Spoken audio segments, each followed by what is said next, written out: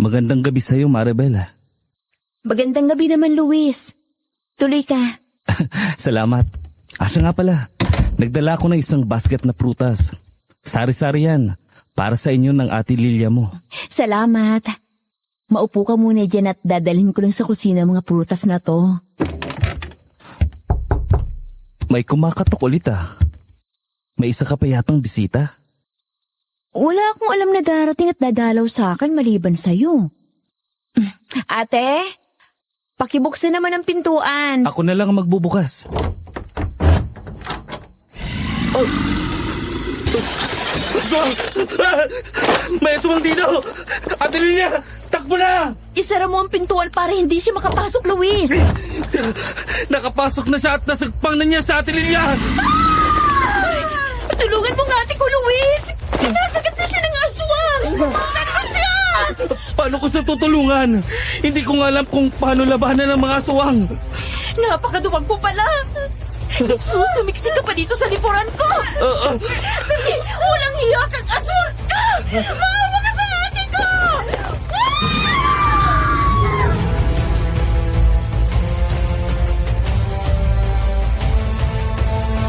May mga tao talagang nilikha ang Diyos na may pambihirang kakayahan at kaalaman upang ang kabutihan ay manaig laban sa kasamaan. Mga taong sinugo para kalabanin ang mga masasamang kampon ng kadiliman na gaya ng aswang. Yan po ay nasabi ko base sa aking naging karanasan, Sir Jupiter. Tawagin niyo na lang po ako sa pangalang Maribel, isang Cebuana, naninirahan sa isang malayong baryo dito sa Cebu. Hindi ko na lang po babanggitin ang mismong baryo namin para na rin sa kapakanan ng mga taong nasangkot sa aking kwento. Nangyari po ito noong 1990. 25 anyos pa lamang ako noon at sa totoo lang ay halos hindi ko alam ang aking gagawin nang magkaroon ako ng nakakatakot na karanasan sa mga aswang. Gusto ko rin pong i-share sa inyo ang aking kwento dahil nainganyo ako na minsan mapakinggan ko ang mga kwentong katatakutan dito sa inyong channel. Kaya nga po, nag-subscribe na din ako sa inyong channel para palagi akong updated sa mga bagong kwento ng ating mga kababayan na isinishare sa inyo ang kanilang kwento. Kaya bago po ako magpatuloy sa mga giliw pong nakikinig kung mayroon kayong karanasang kagaya nito, share nyo na po dito.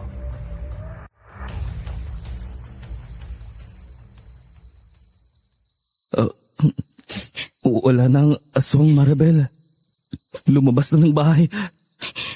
Kung naging matapang ka lang sana, Luis, sana nailigtas mo pang ate ko. Baka buhay pa sana siya ngayon. Pasensya ka na, Maribel. Naging mahina ako. Natakot kasi ako sa aswang. Ate Lilia, patawarin mo ko kung wala akong nagawa para tulungan ka. Hindi ko kasi alam kung paano ba pipigilan ang walang hiyang aswang na yun. Mga kapitbahay! Tulungan niyo kami! Sinalakay kami ng aswang! Nang marinig ng aming mga kapitbahay ang malakas na sigaw ni Luis ay kaagad na nagpuntahan sa amin at nang makita nga ang kalagayan ng aking kapatid ay kaagad kaming tinulungan. Kaya nga lang ay wala na talagang buhay ang aking kapatid. Kaya dinala na namin sa punerarya. Halos tulala na ako at wala sa sarili nang maayos na sa morgue ang bangkay ng aking kapatid. Gulong-gulo ang aking isipan lalo pa ngayong nag-iisa na lang ako. Lalo na akong nakaramdam ng matinding awa sa aking sarili nang lumapit ang may-ari ng punerarya at tanungin ako kung anong klaseng kabaong ang kukunin ko para sa aking kapatid. Noon din dumating si Kapitana Lucinda. Maribel, nakikiramay ako sa nangyari sa Ate Lilia mo. Pasensya ka na. Hindi ka agad pala nakaronda sa lugar niyo ang mga barangay tanod natin. Kapitana Lucinda, paano ko kaya mabibigyan ng maayos na libing si Ate Lilia? Wala naman akong alam na pagkukunan ng pambabayad sa serbisyo ng punerarya. Kung wala ka namang kakayahang magbayad ng serbisyo, iuwi na lang natin ang bangkay ng kapatid mo. Magpapagawa na lang ako ng kabaong na paglalagyan ng bangkay ng kapatid mo. Meron naman tayong mga tanod na karpentero. Sige po. Ganun na lang po ang gawin natin, Kapitana. Kaya lang po, ang isa pa pong problema, wala din po akong pambayad sa lupa sa sementeryo para dun siya ilibing. Kapitana Lucinda, sasagutin ko na ang bayad sa punerarya ng kapatid ni Maribel para mabigyan siya ng maayos na libing. At ako naman ang sasagot sa paglilibingan sa sementeryo. Malawak ang lupa ko doon. Meron na ding mga bakanting nicho. Pwede doon na lang ilagay ang bangkay ni Lilia. Oh, solve ng problema mo, Maribel. Sasagutin na ng dalawang mayamang negosyante ang punerarya at libingan ng kapatid mo. Naku, marami po salamat sa inyo, Aling Tessie at Mang Amado. Napakabuti niyo po talaga sa mga taga-baryo. Kasiyahan namin ang makatulong sa mga nangangailangan, Maribel. Siya nga pala, bibigyan kita ng kaunting panggastos para naman may pambili ka ng kape at asukal habang pinaglalamayan ng ate Lilia mo. At sagot ko naman ang pambili ng tinapay at butong pakwan. Eto, tangkapin mo. Maraming salamat po sa inyong dalawa.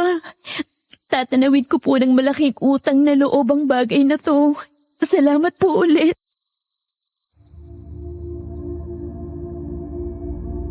Kinausap at binayaran nga ni Aling Tessie ang may-ari ng punerarya kaya binigyan niya ng kabaong ang aking kapatid. Tapos ay isinakay sa karo at nagbiyahe na kami pabalik sa aming baryo. Nang dumating kami sa amin ay inayos na ng aking mga kapitbahay ang aming bahay kaya inilagay na roon ang kabaong ni Ate Lilia. Naglagay na din sila ng lona sa harapan ng aming bahay. Ang mga tanod naman sa aming baryo ay kumuha ng mga lamesa at upuan sa aming barangay para gamitin doon. Ang ibinigay na pera ni na Aling Tessie at Mang Amado ay ginamit ko pang bili ng kape, asukal at tinapay. Mababait din ang mga kapitbahay namin. Mayroong nagdala ng bigas at mga manok. Maribel, itong alaga kong baboy, kakatayin ko na lang din para may makain ng mga tao rito habang nakaburo lang ate mo. Huwag na, Luis. Alaga mo yan. Malaking halaga din yan kapag nabenta mo. Huwag ka nang tumanggi, Maribel. Sa ganitong paraan man lang ay makabawi ako sa nangyari sa ate Lilia mo. Kahit ilang baboy pang katayin mo, hindi na maibabalik ang buhay ng kapatid ko. Kahit anong gawin mo, hindi mo na maitatago sa akin ang karuwagan mo. Pakiusap, Luis. Huwag mo nang dagdagan pa ang sama ng loob ko sa iyo. Maribel, alam mo naman na mabangis ang aswang na nangangatok sa mga bahay. Talagang desperado silang makapasok at pumatay ng mga biktima. Pero kung matapang ka, magagawa mong tulungan ng kapatid ko. Hindi mo man lang sinubukang lumaban. Sa halip ay nagtago ka pa sa likuran ko at pinanood mo lang ang kapatid ko habang kinakagat ng aswang. Patawarin mo ko. Hindi na yun mauulit. Ngayon nag-iisa ka na. Ako lang ang pwede mong makasama sa buhay. Pasensya ka na. Pero hindi ko pinangarap na magkaroon ng asawang duwag na kahit ang sarili ay hindi kayang ipagtanggol laban sa mga aswang. Nakita ko ang lungkot sa mukha ni Luis nang tumalikod at iuwi na ang alaga niyang baboy. Pinuntahan ko ang kapitbahay na nagluluto ng kanin sa malalaking kaldero. Mayroon ding nagluluto ng gulay sa malaking kawa. Tumulong din ako sa pagpapainit ng tubig at paglalagay niyon sa termos. Nang dumating ang bata na bumili ng kandila ay binigay niyon sa akin, kaya sinindihan ko ang 2 piraso at inilagay ko sa tulos na bakal na nakalagay sa gilid ng kabaong ni Ate Lilia. Noon muling dumating si Kapitana Lucinda, kaagad na lumapit sa akin. Ilang araw mo pa balak paglamayan ng Ate Lilia mo? Mga 3 araw lang po, Kapitana Lucinda. Wala naman na po akong hihintayin kasi wala na rin kaming magulang. Ang mga kamag-anakan naman namin ay nasa Zamboanga. Baka hindi na rin sila makarating dito. Sige. Nakahanda naman ang nitso na paglilibingan niya. Itinuro na sa akin ni Mang Amado kung saan yun. Opo. Salamat po sa lahat ng tulong, Kapitana. Sana lang mahuli din ang aswang na pumatay sa aking kapatid. Kaya nga wala namang tigil ang aking mga tanod sa pagroronda gabi-gabi. Pero talagang mailap ang aswang na nangangatok. Hindi malaman kung kailan siya sasalakay. Magaling siyang magkunwari. Kaya kapag pintuan mo ang kinatok niya, talagang mapipilitan kang magbukas ng pintuan. Kung may kakayahan lang po ako nilabanan ng aswang na yun, ako nang hahanap sa kanya at papatay. Isa lang ang nalalaman ko na maaaring makahuli at makatalo sa mga aswang na gumagala dito sa ating baryo. Yun ay tinatawag nilang albularyang bitag. Sino naman po yun, Kapitana? At saan po siya makikita? Ang dinig ko ay Ed ng pangalan niya. Pero mas kilala siya sa tawag na albularyang bitag. Taga-kabilang bayan siya. Pero ayon din sa nasagap kong balita, mahirap makausap yan kasi kung saan-saan nakakarating na lugar kapag merong humihingi ng tulong sa kanya. Sana po maligaw dito ang taong yun para matulungan din niya tayo na mahuli ang mga salot na aswang dito. Nakita niyo na po ba siya? Hindi pa eh. Yun ay ayon lang sa mga nababalitaan ko.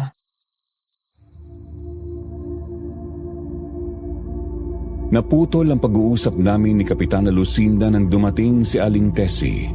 Nang pumarada ang kanyang kotse sa tapat ng aming bahay ay bumaba siya at kaagad namin siyang sinalubong. Kasama ni Aling Tessie ang asawa niyang si Mang Ruel. Dala niyo ng 2 malaking lata ng assorted biscuit.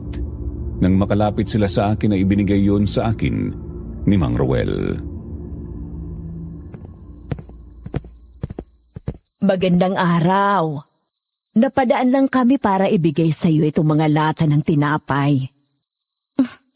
Naku, Aling Tessie, nagbigay na po kayo sa akin ng pambili ng kape at asukal.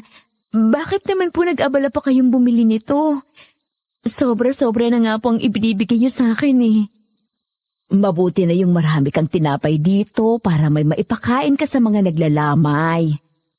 3 araw at 2 gabi lang naman pong itatagal lang lamay. At ipalilibing ko na rin po kagad ng kapatid ko. Ha? Ay bakit ang bilis naman? Mabuti na pong ganun para matahimik ng ate Lilia ko. At ako naman po ay magawa ko na yung mga dapat kong gawin. Eh sa bagay nga naman tama ka. Alam ko naman dito sa ating lugar. Kapag sumapit na ang dilim may kailangan ng doble ingat. Dahil sa aswang na nangangatok. Kaya nga mga tanod naman natin ay hindi tumitigil sa pagroronda para mabantayan ang ating mga kababaryo. Maganda nga ang ganon, Kapitana Lucinda. O siya sige, kami aalis na at meron pa kaming pupuntahan. Maraming salamat po ulit, Aling Tessie. Mabilis na lumipas ang oras. Maraming nakipaglamay ng unang gabi kaya ang mga kababaihan na aming kapitbahay ay palaging nagpapainit ng tubig para bigyan ng kape ang mga naroon gamit ang mga kalan na kahoy ang pinanggagatong. Si Luis ang nagsisibak ng mga kahoy. Patuloy siyang tumulong kahit hindi ko na siya pinapansin. Nang sumunod na gabi ay nakatulog ako sa upuang nasa tabi ng kabaong. Nabalikwas ako nang maramdaman ko na parang umangat ang takip ng kabaong ng aking kapatid. Nang dumilat ako ay naramdaman ko ang malamig na hangin na humaplos sa aking pisngi. Nang lumingon naman ako sa paligid ay wala naman akong nakitang ibang naroon kung hindi ako at si Kapitana Lucinda na napaidlip na rin.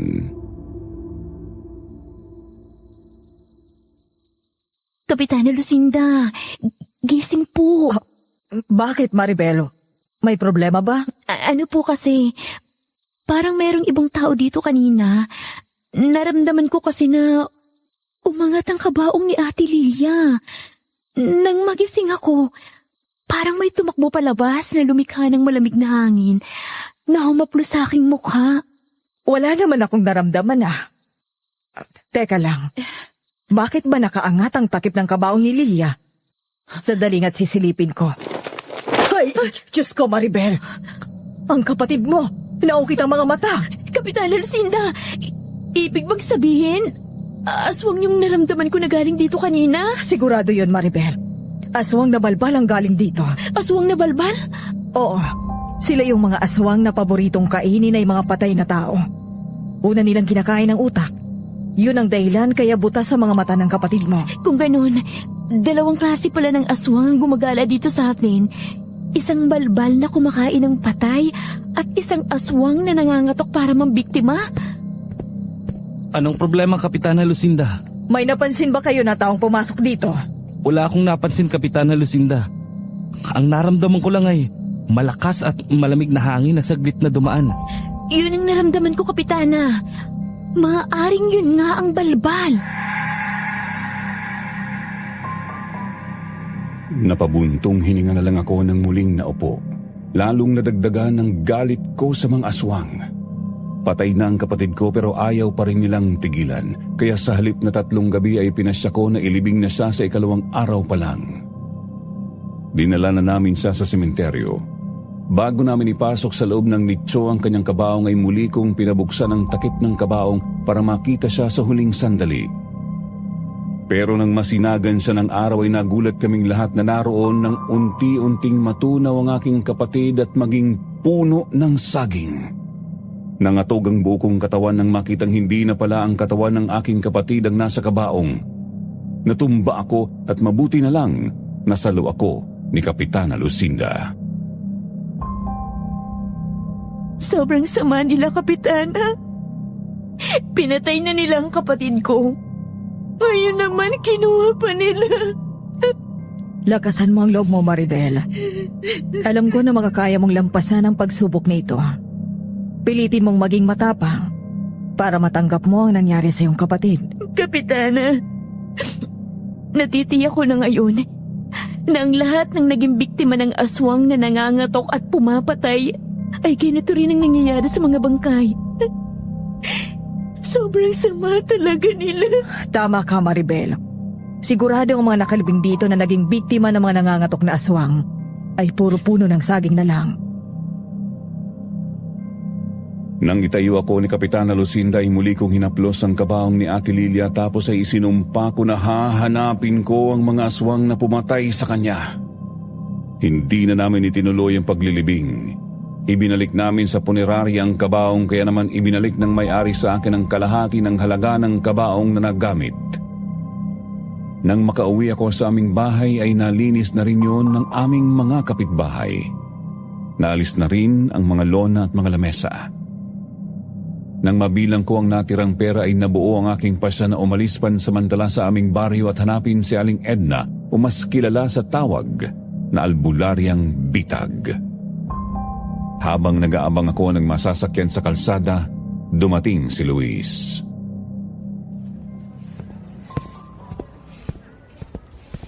Saan ka pupunta, Maribel? Alis na ako, Luis. Hindi ko kayang tumagal sa aming bahay na maaalala ko ang nangyari sa kapatid ko. Saan ka pupunta? Gusto mo bang samahan kita? Di na. Gusto kong mapag-isa. Kung saan man ako dalhin ng aking mga paa, hindi ko alam. Huwag mo na akong sundan. At kung may bala ka pang ipagpatuloy ang panliligaw sa akin, ay itigil mo na. Wala kang aasahan sa akin. Dahil naging duwag ako, ganun ba? Ikaw na rin ang sumagot sa tanong mo. Sige na, aalis na ako. Paparating ng bus. Nang paalis na ang bus na sinasakyan ko ay nakita ko ang matinding lungkot sa mukha ni Luis. Nangingilid na ang luha sa kanyang mga mata. Pero pagdaramdam sa kanya ang aking naramdaman dahil sa kanyang karuwagan. Dahil sa matinding puyat at pagod ng mga nakaraang araw ay nakatulog ako sa bus matapos na makapagbayad ako ng pamasahe. Mahabang oras ang nakalipas ay ginising ako ng konduktor. Nasa terminal na pala kami. Kaya nang bumaba ako ng bus ay hinanap ko ang sakayan ng jeep patungo sa baryo ni na Aling Edna. Nagtanong-tanong ako sa mga dispatcher na naroon. Mayroon namang nagturo sa akin ng sakayan kaya nakarating ako sa baryo ni na Aling Edna. Tao po! Aling Edna! Tao po! Saradong-sarado ang bahay niya. Mukhang wala namang tao dito. Aling Edna!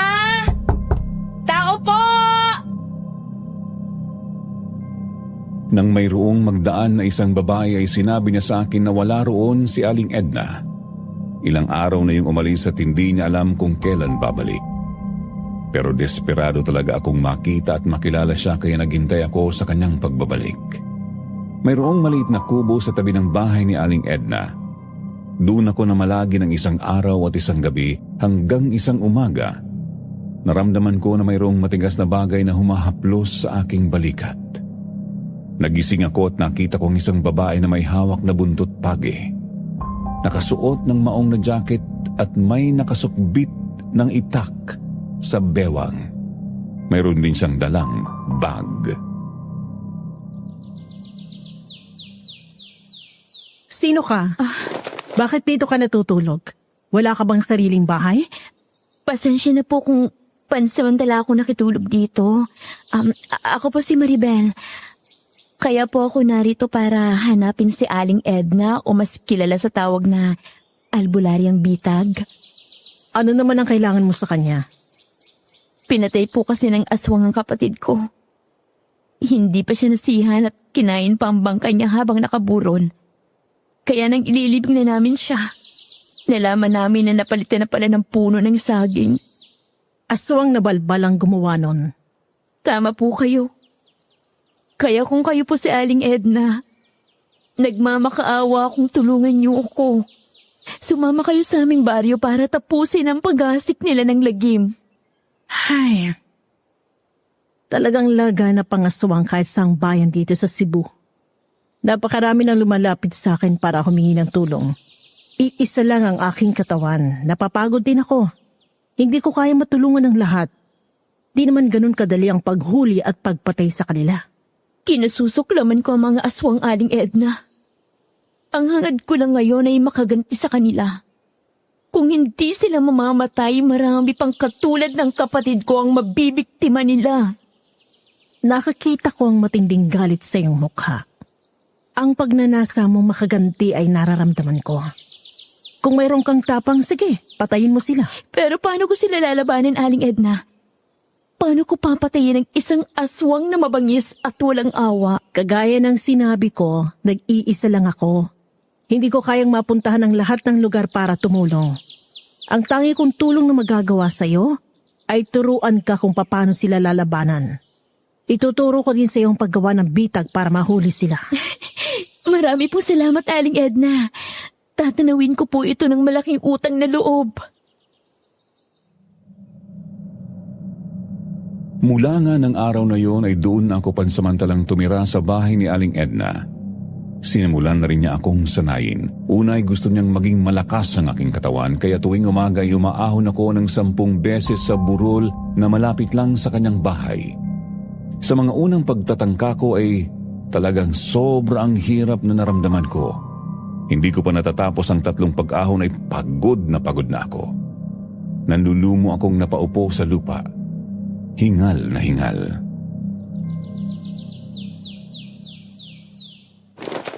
Kaya mo pa ba, Maribel? Kala ko madali lang ang pag-ahon ng tumatakbo sa burol, Aling Edna. Pero 3 beses pa lang ako nakakaahon at bumababa. Lawit ng dila ako sa pagod. Ibig sabihin lang yan, mahina pa ang iyong katawan. Mahina ang iyong tuhod sa takbuhan. Kailangan mo yung palakasin dahil ang mga aswang ay malalakas at mabibilis tumakbo. Kung ganyan ka kahina, hindi mo sila maaabutan. Hindi ako titigil hanggang di ko nagagawa ang lahat ng mga iniutos mo sa akin, Aling Edna. Hindi ako susuko. Ganyan nga. Bumangon ka at ipagpatuloy ang pag-ahon sa burol. Kulang ka pa ng 7 beses, Maribel. Habang tumataas ang araw lalong umiinit, mas mahihirapan ka kapag ganun. Araw-araw nga ay ganoon ang aking ginagawa tuwing umaga. Kaya sa paglipas ng mga araw ay nasanay na ang aking mga tuhod para mabilis na akyatin ng 10 beses ang burol. Lumakas na rin ang aking resistensya kaya natutuwa si Aling Edna. Kasunod niyang itinuro sa akin kung paano palalakasin ang aking balikat at kamao. Ibinigay niya sa akin ang malaking palakol at sinibak ko ang malaking puno ng akasya na nakatumba sa likuran ng kanyang bahay. Noon ko napansin na sa paglakas ng aking tuhod at bewang lumakas din ang aking katawan. Kaya malalakas ang naging pagsibak ko ng kahoy gamit ang palakol. Madali kong nasibak ang kahoy. Magaling ka, Maribel. Sa paglipas ng mga araw ay talagang naging malakas ang iyong katawan. Yun ay dahil sa paghangad kong makaganti sa mga aswang na pumatay sa aking kapatid. Ano po pang dapat kong gawin, Aling Edna?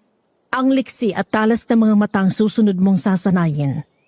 Kunin mo ang isang kawayan at salagin mo ang lahat ng gagawin kong pag-atake. Iisipin mo na isa akong mabangis na kalabang aswang. Sige po, nakahanda na ako. Sige, Maribel. Salagin mo ang lahat ng pag-atake ko. Humanda ka na. Pwede ka rin gumanti para gantihin ako.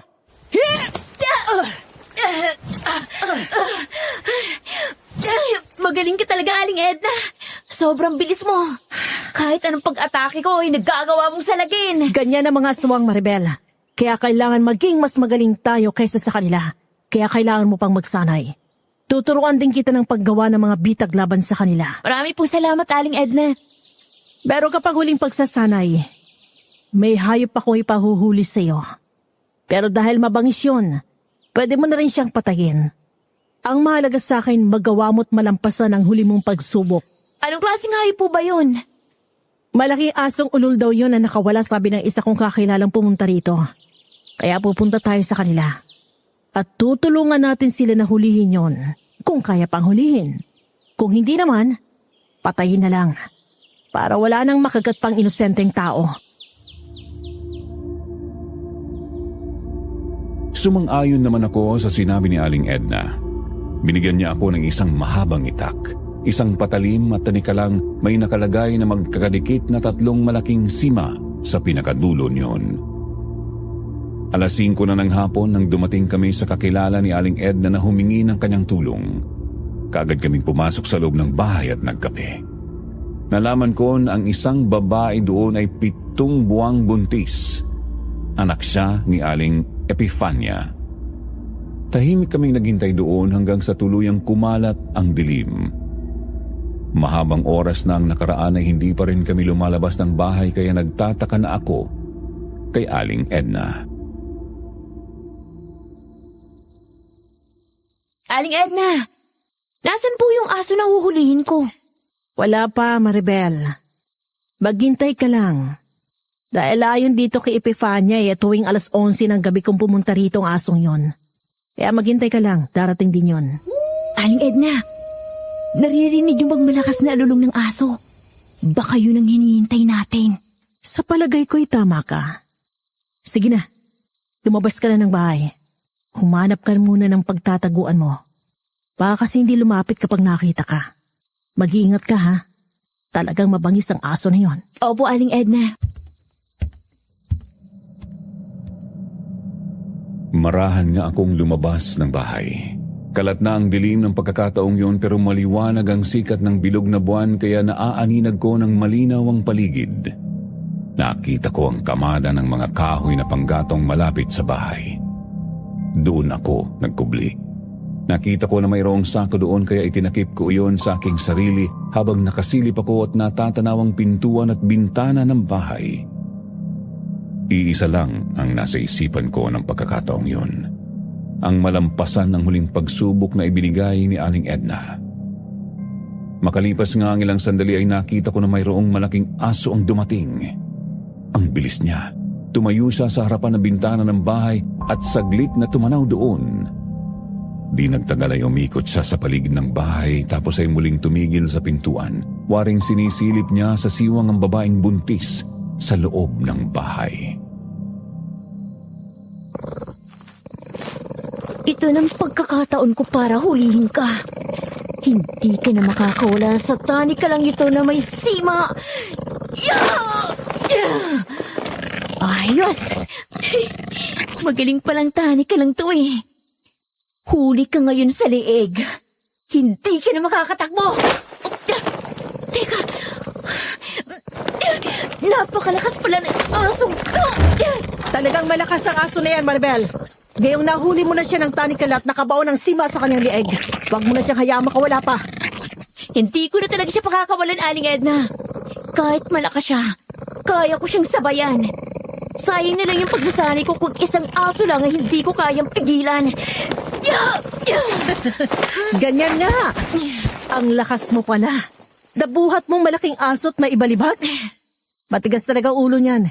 Hindi na yan mapapaamo ng kaibigan ko, kaya tapusin mo na, Maribel. Kesa makagat ka pa. Sige, Aling Edna. Kung yan ang gusto mo, tatapusin ko ng walang hiyang to gamit ang malaking itak na to. Humanda ka ngayon sa akin.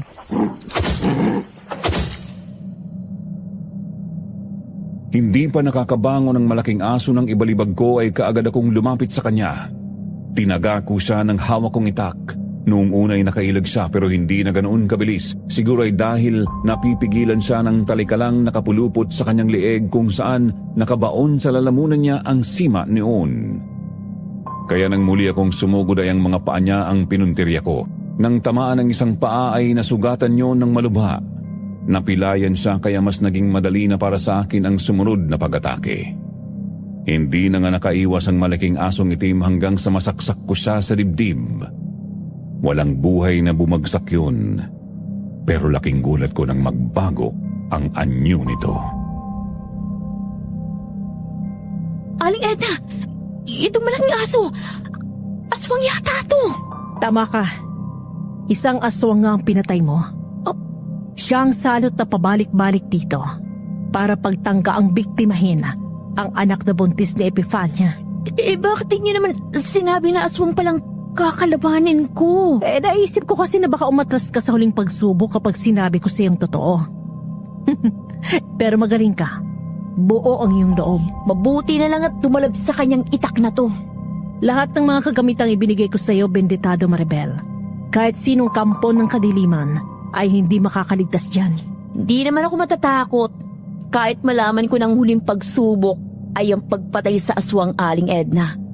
Dahil ang totoo, gusto ko nang masubukan ang aking natutunan sa'yo. Mabuti naman kung ganon. Mula ngayon isasama na kita sa bawat lakad ko para lalo ka pang masanay. Tuturuan kita ng iba ko pang nalalaman. Palagay ko magiging mahusay kang albularya. Sige po, Aling Edna. Maraming salamat po. Aalis na kami, Pepanya. Wala ka na dapat ipag-alala sa anak mo. Wala na ang maligalig na aswang. Labis na nagpasalamat si Aling Epifania sa amin. Nang makabalik na kami ni Aling Edna sa kanyang bahay ay sinimulan naman niya ang pagtuturo sa akin ng mga gawain ng isang albularya. Akala ko ay mas madali yon. Mas mahirap pala ang maging albularya. Kung ang isang manunugis ng aswang ay liksi at lakas ng katawan ang kailangan, ang isang albularya naman ay lakas ng isipan at espiritual na kakayahan ang dapat sanayin para maging malakas. Maraming araw din ang ginugol ni Aling Edna para turuan ako. Mula sa pagtatawas hanggang sa pagkakalas ng sumpa ng mangkukulam sa biktima at mahuli siya sa pamamagitan ng mga orasyon. Araw at gabi akong nagsanay at makalipas ang ilang linggo ay natutunan ko rin lahat ng mga itinuro ni Aling Edna. Kaya nasabi niya na isa na rin akong albularya. Maribel, sa palagay ko ay naituro ko na siyang lahat ng tungkol sa gawain ng isang albularya. Ang paggawa na lang ng mga bitag ang ituturo ko sa iyo. At kapag natutunan mo yon, pwede ka na lumakad mag-isa. Lahat po ng natutunan ko ay utang na loob ko sa inyo, Aling Edna. Kaya naman palagi rin akong nakahanda kung ano man ang magagawa kong tulong sa inyo para makaganti naman ako ng malaking utang na loob. Salamat. Mabilis lang ang panahon. Darating ang araw na hihina na rin ako. Isang karangalan ko na magkaroon ng isang taong kagaya mo na naturuan ko na pwede magpatuloy ng aking mga ginagawa. Sige po. Nakahanda po akong tumulong sa inyo dito bago ako umuwi sa aking lugar. Sige, mapapadali ang paghuli natin sa kanila ngayon, dalawa na tayo. Bukas nga pala ilalakad tayo. Makikipag-usap kay Kapitan Zenon para mahuli na rin ang aswang na gumagala sa kanilang lugar.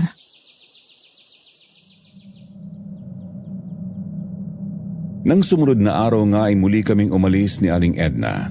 Nagpunta kami sa lugar ni na Kapitan Zenon.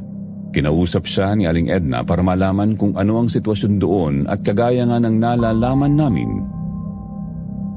Ang mga buntis at mga may sakit ang madalas na gustong biktimahin ng aswang.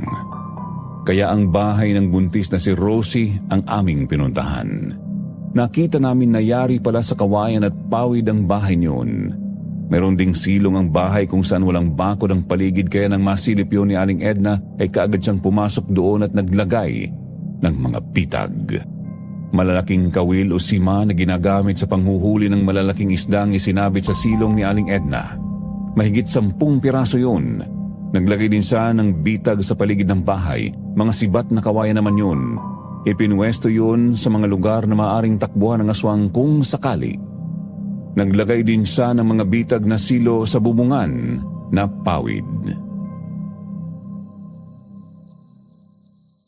Kaya po pala kayo tinawag na albularyong bitag? Kasi ang galing niyong maglagay ng mga bitag, Aling Edna. Matatalino tuso ang mga aswang, Maribel. Para sila mga magnanakaw na hindi natin alam kung kailan sasalakay. Kaya kailangan ng mga bitag. Kung ganon, kahit pala 2 aswang ang sabay na sumalakay, makakaya niyong sabayan. Katulong ang mga bitag na yan. Pansamantala lang sila mapipigilan ng mga bitag. Kaya kailangan pa rin natin maging mabilis para salakayin sila, para hindi sila makawala. Tatandaan ko po ang lahat ng yan, Aling Edna. Ganyan din ang gagawin ko sa aswang na nangangatok ng bahay sa aming lugar. Matapos nga na mailagay ni Aling Edna ang mga bitag ay doon kami nakituloy sa isang bahay katabi lang ng bahay ni na Rosie. Mag-asawang matanda lang ang nakatira doon. Pinatuloy naman kami nang malaman ang aming gagawin. Napansin ko agad na masyadong tahimik ang mag-asawang matanda. Sinabing magpapahinga lang muna sila kasi napagod sa maghapong pagtatrabaho sa bukid. Nang kumalat na ang dilim, pumwesto kami sa bintana at pintuan ng bahay. Madalas kaming sumisilip sa siwang yun para tanawin ang paligid ng bahay ni Rosie. Mahabang oras ang lumipas, nakakaramdam na kami ng antok. Lampas 12:00 na yun ng gabi. Umuwi na tayo. Sa palagay ko hindi sasalakay ngayon ng mga aswang. Mag-uumaga na eh. Anong gagawin natin, Aling Edna? Uuwi na tayo. Hintayin mo lang ako. Aalisin ko mga inilagay kong bitag sa paligid. Sige po. Dito lang muna ako at magpapahinga. Sige, babalik agad ako. Tutulungan ako kita para mas madali. Inaantok na nga din ako eh.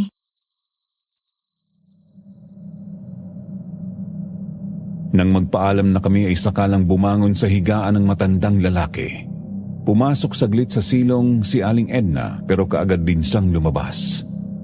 Ang totoo ay hindi naman niya inalis ang mga bitag doon, pati ang bitag sa bubungan ay hindi namin inalis. Naglakad lang kami papalayo sa bahay ni Rosie pero nang makarating kami sa malaking puno ay nagtago lang kami doon at muling tinanaw ang tahimik na bahay. Akala ko ba uwi na tayo? Huwag kang maingay. Gusto ko lang malaman kung tamang hinala ko. Anong hinala, Aling Edna? Maliwanag pa kasi nang maglagay tayo ng bitag. Baka nakita yun ng aswang. At alam din niya na doon lang tayo nagtago sa kabilang bahay. Kaya kailangan nating ipakita na kunwari umalis tayo. Ah, ganun pala yun? Tama nga hinala ko, Maribel. Hinintay lang ng aswang na makaalis tayo sa kasya sumalakay. Pero ang pagkakamali niya, pumasok siya sa silong. Nahuli siya ng mga sima na sinabit ko doon. Halika na, baka makatakas pa siya, dali. Talagang matalino ka, Aling Edna. Ginawa mo talagang parang isda ang mga aswang, ha? Nakita mo na? Hindi basta makakawalang aswang na masasabitan ng malalaking sima. Lalo na nga't bumaon na sa kanilang katawan ng mga yan. Nagwawala na siya.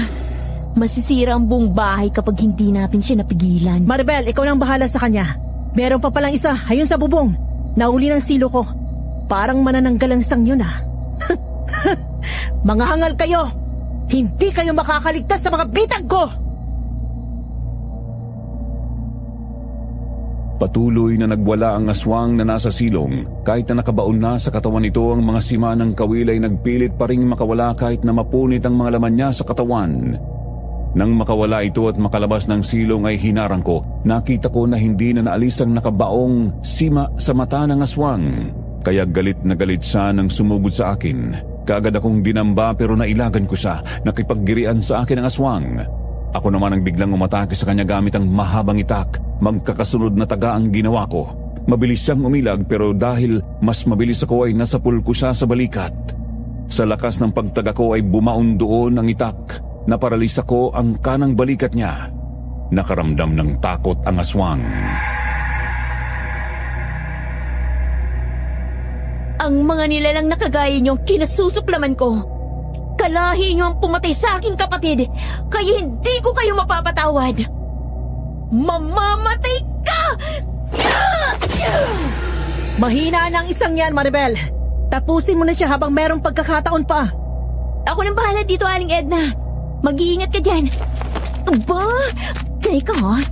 Gusto mo pang tumakas na loko ka, ha? Maribel! Huwag mo siya kaya makatakas!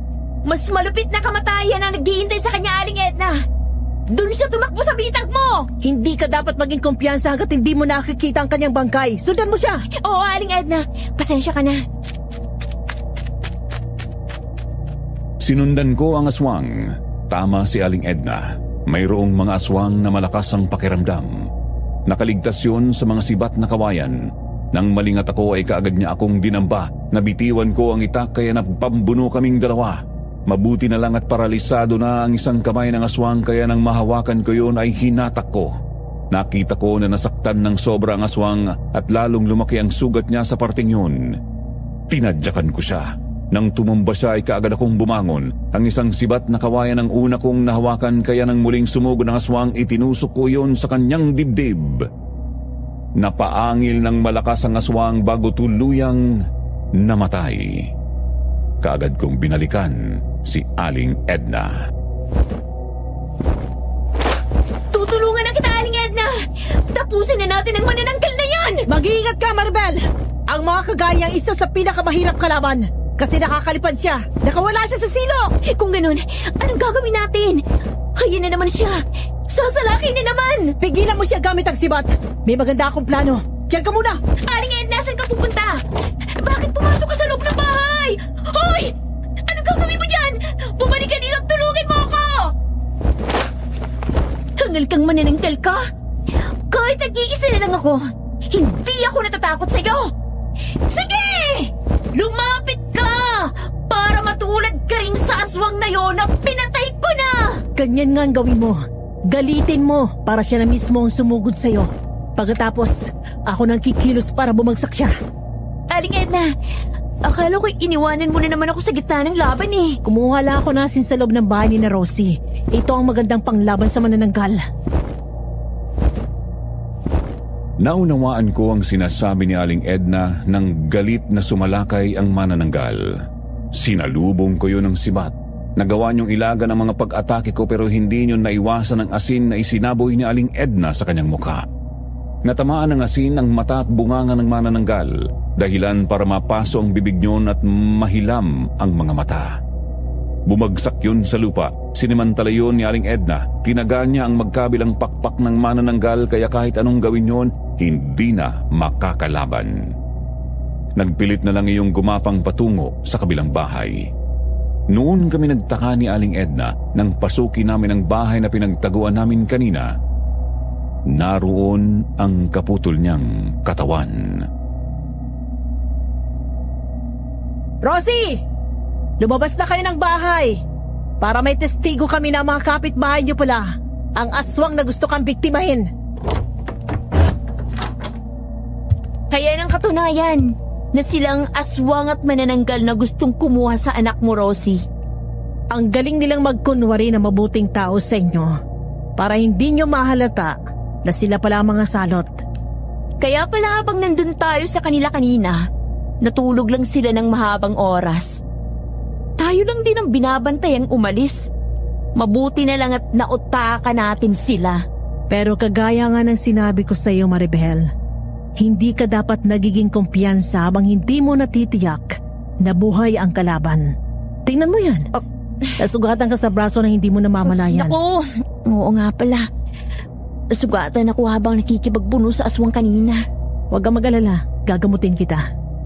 Tiisin mo lang tong asin, ha? Kaagad kong naramdaman ang hapdi ng malagyan ng asin ng aking sugat.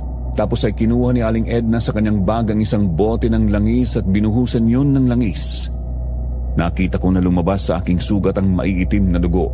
Ayon kay Aling Edna ay may kasamang mikrobyo at kamandag ng aswang ang dugo na yun. Kaagad niyang pinunasan ang dugo ko at matapos ay muling nilagyan ng asin bago tinalian ng malinis na damit. Di nagtagal ay nagdatingan ng mga tao nang malaman na nahuli na namin ang mga aswang.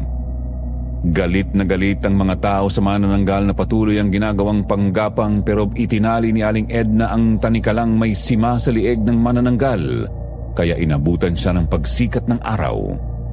Namatay siya sa ganoong anyo.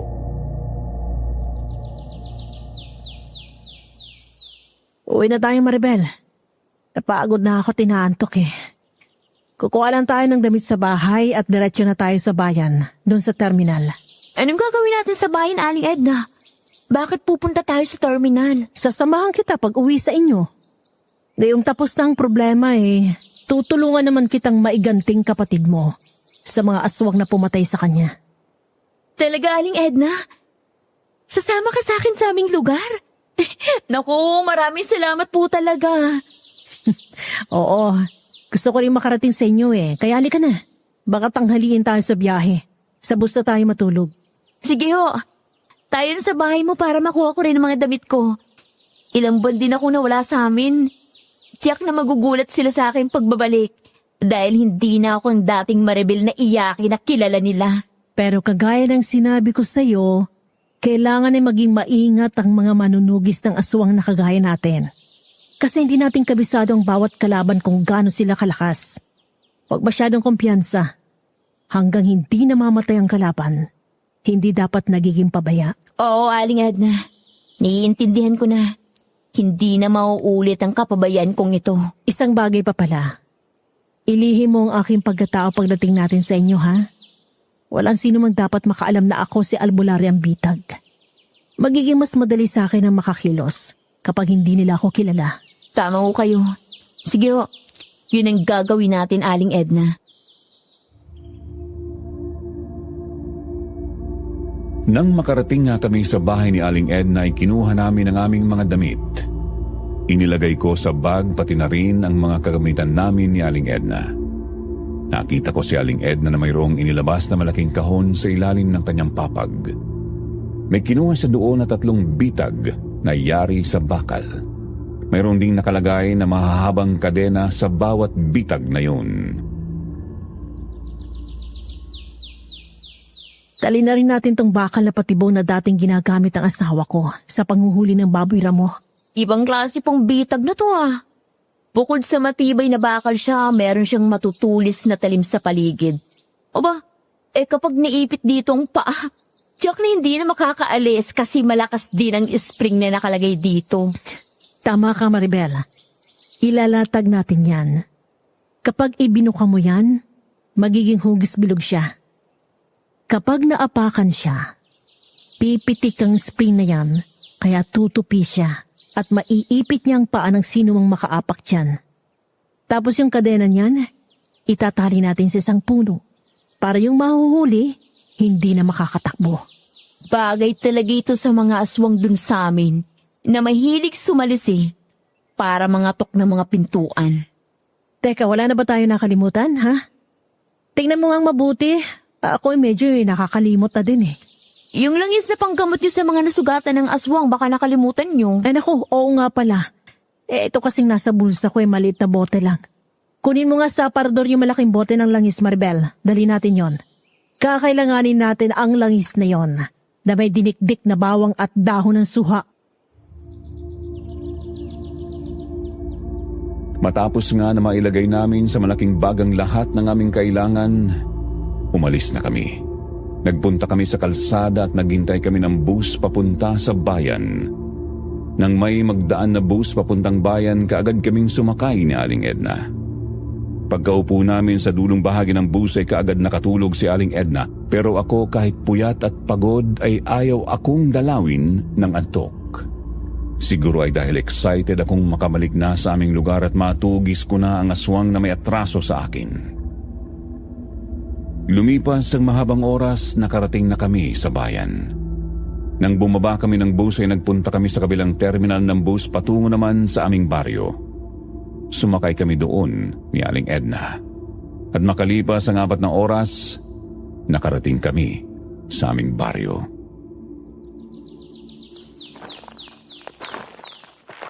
Ito na ba ang baryo niyo, Maribel?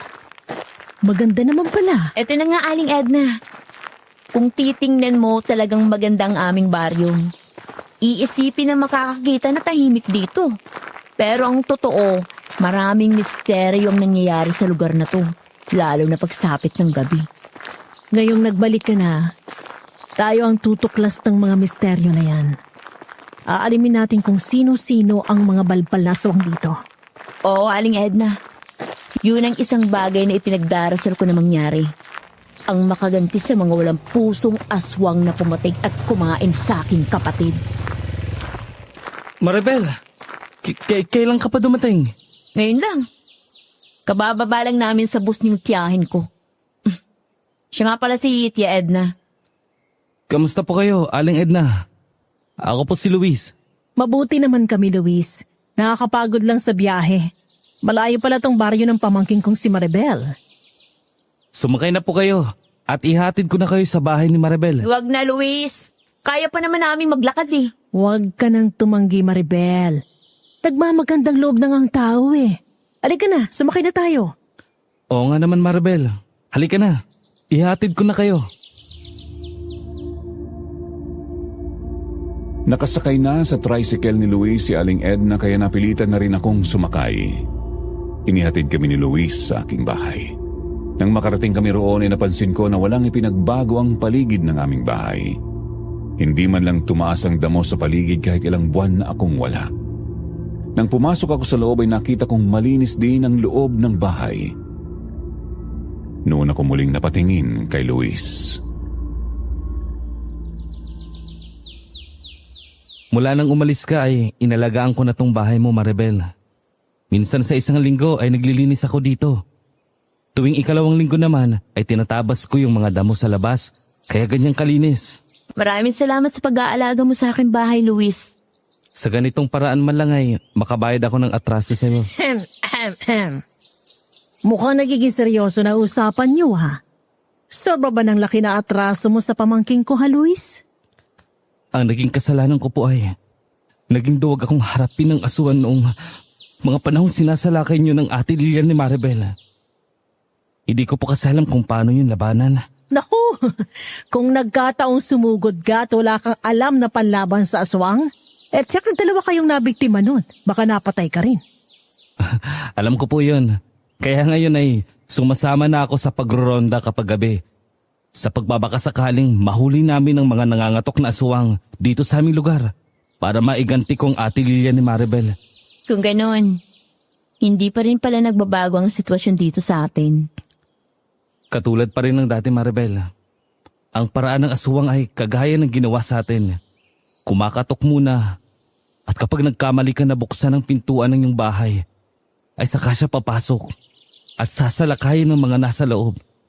Mas malala pa ngayon dahil sa tingin ko ay hindi lang iisa ang aswang. Sa sinabing yun ni Luis ay nagkatinginan kami ni Aling Edna. Kaya nang makaalis na si Luis ay nagpahinga muna kami. Nang buksan ko ang luma at maliit naming aparador ay naroon pa rin ang mga damit namin ni Ate Lilia. Kaya doon ko na rin inilagay ang mga damit namin ni Aling Edna. Nang makapagpahinga na kami ay naisipan namin ang lumabas para bumili ng mailuluto naming pagkain sa tindahan. Kagaya ng nakaugalian na namin ni Aling Edna, palagi kaming may dalang sandata na nakasuksok sa aming mga bewang, gaya ng benditadong patalimatang tanikalang may sima. Sabi ni Aling Edna sa akin ay gusto rin kasi niyang makabisado ang aming lugar. Mapag-aralan ang mga daanan na maaring takbuhan ng aswang kung sakaling makaharap na namin, kaya nag-ikot-ikot kami. Nang mapadaan kami sa plaza ay naroon sina Kapitana Lucinda. Nagulat siya at natuwa nang makita ako. Aba, Maribel, kailan ka ba dumating? Ilang buwan kang nawala. Saan ka ba nagpunta? Kadarating ko lang po, Kapitana Lucinda. Nagbakasyon po muna ako sa tiyahin ko para malaman nila ang nangyari sa kapatid ko. Nakakalungkot kang nangyari sa kapatid mo. Pero alam mo ba na meron pang mga sumunod sa kanya na nabiktima ng nangangatok na aswang? Bakit naman po kasi nagbubukas pa sila ng pintuan kung alam naman nila na kapag may kumatok ng alanganing oras ay aswang na yun? Ayon sa nalaman ko, ang aswang daw na nangangatok ay may kakayahang manggaya ng anyo ng kahit na sinong tao na gusto niyang gayahin. E kung masilip mo na ama o ina mo pala yung kumakatok, hindi mo ba pagbubuksan?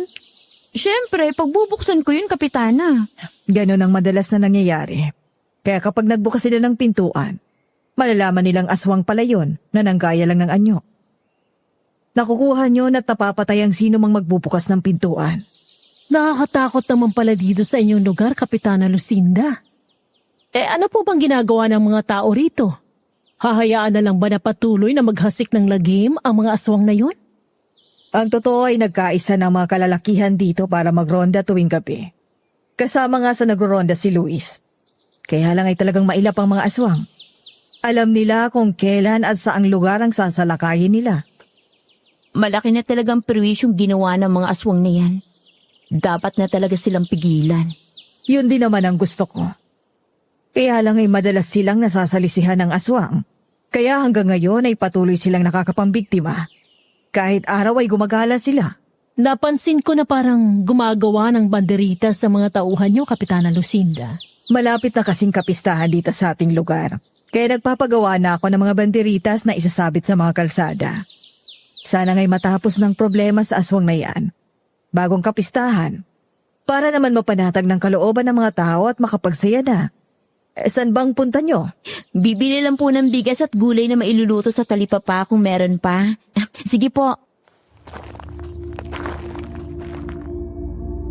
Nagdiretso kami ni Aling Edna sa talipapa matapos makausap si Kapitana Lucinda. Bumili kami ng isda at gulay doon. Noon ko muling naramdaman ang malamig na hangin na kagaya ng hangin na naramdaman ko noong nakaburo lang aking kapatid. Kaagad akong napatingin kay Aling Edna. Kagaya ko ay naramdaman din pala niya ang kakaibang hihip ng hangin na yon. Kaya naman kaagad kaming nagpalinga-linga sa paligid. Kaya lang sa dami ng mga taong naroon sa talipapa na bumibili ng gulay at isda ay hindi namin matukoy kung kaninong aura yon. Pero bumulong sa akin si Aling Edna na may aswang na nagbabantay sa amin ng lihim. Huwag kang magpahalatang alam na natin na nariyan lang siya sa paligid. Alam ko na ang aura yun ng isang aswang. Tama ka, Aling Edna. Ganito rin ang nararamdaman ko noon. Kaya alam kong nasa paligid ang aswang. Kaya nga kunwari hindi natin alam.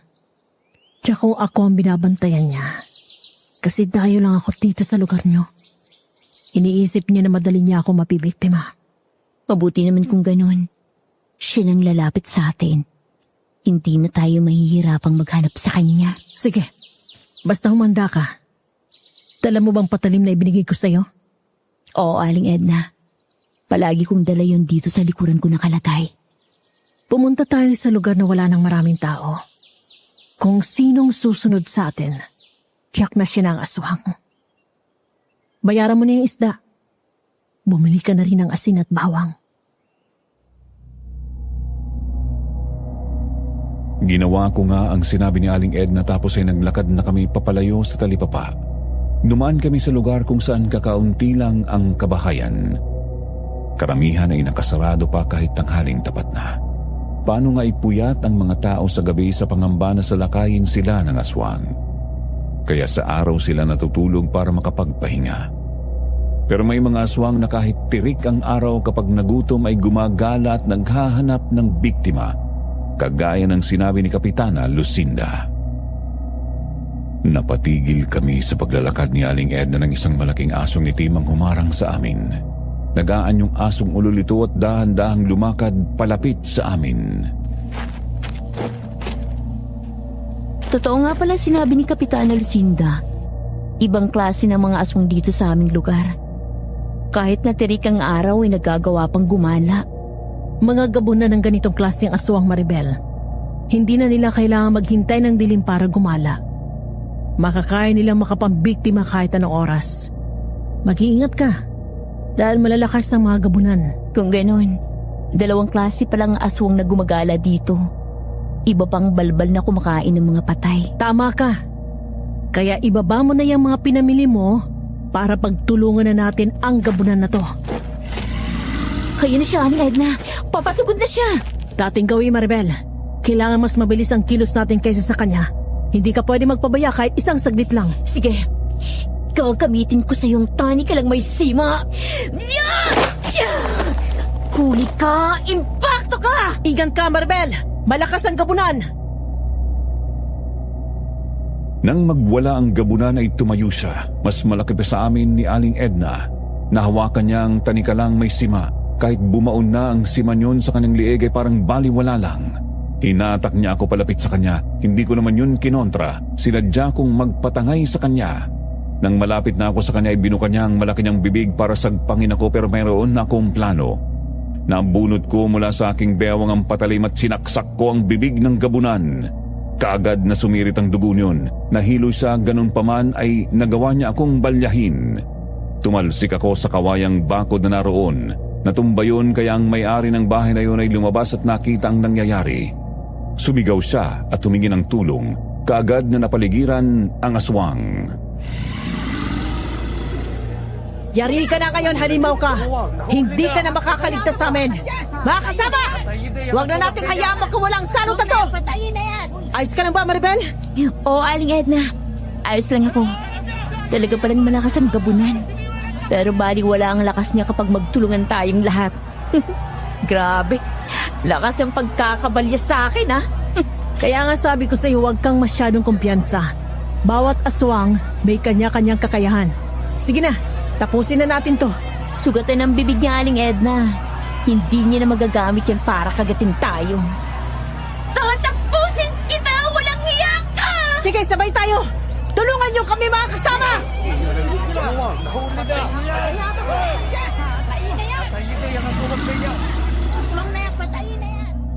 Pinagtulungan nga namin ni Aling Edna ang gabunan. Talagang malakas yun. Nang dambahin niya ako at magpambuno kami ay talagang nahirapan ako dahil sariwa pa ang sugat sa aking braso. Masakit pa yon pero dahil nasa gitna ako ng labanan ay tiniis ko ang sakit para magamit ko ang aking braso para pigilan ang 2 kamay ng gabunan. Si Aling Edna naman ay tumalon sa ibabaw ng gabunan at sa batok niyon itinarak niya ang patalim. Ilang ulit niyang sinaksak ang gabunan sa bahaging yun ng katawan bago tuluyang manghina. Nang tumayo ang gabunan ay nahulog si Aling Edna. Tumakbo pa yon ng ilang hakbang bago tuluyang bumagsak. Saka siya nilapitan ng mga nagkakagulong tao at dinala sa plaza. Doon nagdatingan ng iba pang mga tao nang malaman ang nangyari. Kayo palang nakahulit nakapatay sa aswang na ito, Maribel. Tsamba lang po yun, Kapitana Lucinda. Ang totoo po, nandun din ang mga kababaryo natin. Kaya tumulong sa amin para hindi na makatakbo ang aswang na yun. Tama si Maribel. Nako, kung kami lang dalawa, hindi namin makakaya yan. Kaya maganda talaga kapag magkakaisang lahat ng mga taga rito para ang mga problema ay madaling malulutas. Ngayong wala ng salot, makakapagdaos na ng kapistahan ng maayos. Ikaw lang palang hinihintay para mahuli ang aswang na ito, Maribel. Ang tagal nitong namerwisya sa lugar natin. Hindi pa tapos, Kapitana Lucinda. May isa pa. At yon ay ang aswang na balbal. Siya ang kumakain ng mga bangkay. Aling Edna, Pwede ko bang bigyan ng babala ang aswang na yun? Sige. Pero yung babala na mayroong paghamon ha, isa sa ugali ng mga aswang ang tanggapin ang anumang hamon. Kasi palagi nilang pinagmamalaki na mas malakas sila sa mga tao. Mga kasama! Nakita niyo naman na makakaya nating gawin kapag tayo ay nagkakaisa. Kaya lagi nating isaisip na hindi tayo ang dapat matakot sa mga aswang na yan. Silang dapat na matakot sa atin dahil kapag nakilala natin sila, magiging masikip na sa kanila ang lugar na ito. Tama ang pamangkin ko. Kaya kapag nakakita kayo ng mga taong kakaibang mga kilos na parang hindi pangkaraniwan, ay ipagbigay alam nyo kaagad kay Kapitana Lucinda para magawa ng agarang aksyon. Oo nga mga kasama. Kahit kapitbahay nyo pa o kakilala nyo. Kung isa siyang salot, dapat siyang mawala dito sa lugar natin. At para naman sa mga aswang na balbal na mahilig mga tok ng mga pintuan, binibigyan ko na kayo ng babala.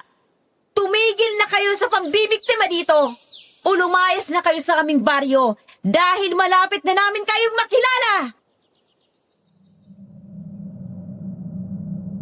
Umugong ang bulungan ng mga taong naroon nang marinig ang aking sinabi. Noon ko nakitang dumating sina Luis, kasunod sina Mang Amado at Aling Tessie.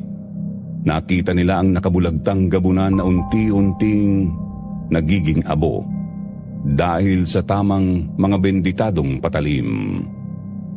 Lumapit pa sila sa gabunan para matiyak kung kakilala nila ang mga ito. Napansin ko na kaagad na namutla si Mang Amado. Muli niyang sinilip ang mukha ng gabunan tapos ay napailing siya. Napabuntong hininga bago tumingin sa mga taong nasa paligid. Kilala mo bang taong yan, Luis? Hindi eh. Alam ko bagong lipat lang yan. Kapitbahay ni Mang Amado. Oo nga. Malapit nga lang sa bahay ko ang taong yan. Isa pala siyang aswang. Mabuti na lang at napatay na siya. Si Maribel at ang tiyahin niyang naging daan para mahulit mapatay ang gabunan na yan. Kung ganon ay wala nang dapat ipangambang mga tao dito. Salamat at sa pagbabalik ni Maribel ay nakaganti na siya sa pumatay sa kapatid niya. Hindi pa tapos, Aling Tessie. Meron pa pong isa. Ang aswang na balbal na kumakain ng mga patay. Malapit na namin siyang makilala. Unti-unti nang sisikip ang mundo niya. Totoo bang sinasabi mo, Maribel? Kung gano'n ay maganda yan para magkaisa tayong lahat. Para hulihin at patayin ang balbal na yon. Oo, Mang Amado. Kaya kung naririnig ako ng balbal, 2 bagay lang ang pagpipilian niya. Umalis siya sa baryong to, o mamamatay siya sa kamay ng mga taong baryo. May naisip na akong paraan. Sige, gawin mo ang iniisip mo, Maribel. Maaasahan niyo ang suporta namin. Maraming salamat po sa inyo. Siya nga pala, Kapitana Lucinda. Hindi ba malapit na ang pista dito sa atin? Ano ba ang plano niyong gawin para mabigyan naman ng kasiyahan ang ating mga kababaryo? Oo, Mang Amado. Gusto ko sanang magkaroon ng mga palaro sa araw na iyon. Sige, Kapitana Lucinda. Napag-usapan namin ni Tessie na kami na ang sasagot sa mga papremyo. Siya nga naman, Kapitana. Kung magkano ang perang magiging premyo ay sasagutin na namin. Ayos ba yon? Abay, maganda nga yun. Natuwa ang lahat ng mga naroon sa sinabi ni Aling Tessie at Mang Amado. Ang usapan tungkol sa pagtugi sa aswang na balbal ay natabunan na ng usapan tungkol sa mangyayaring palaro sa araw ng kapistahan ng baryo. Kaya naisipan na namin ni Aling Edna na umuwi sa aming bahay at iluto na ang binili naming isda. Nang makaluto ako at makakain kami ay lumabas ulit ng bahay si Aling Edna. Pinagmasdan ang paligid ng aming bahay. Umikot siya pati sa likuran. Nakita niya sa gawing harapan lang ng bahay ang may bakod. Ang gawing likuran at tagiliran ng aming bahay ay maraming punong kahoy at saging. Medyo malayo ang kapitbahay namin. Mamaya, pagkalat ng dilim, taniman natin ng mga bitag ang paligid ng bahay.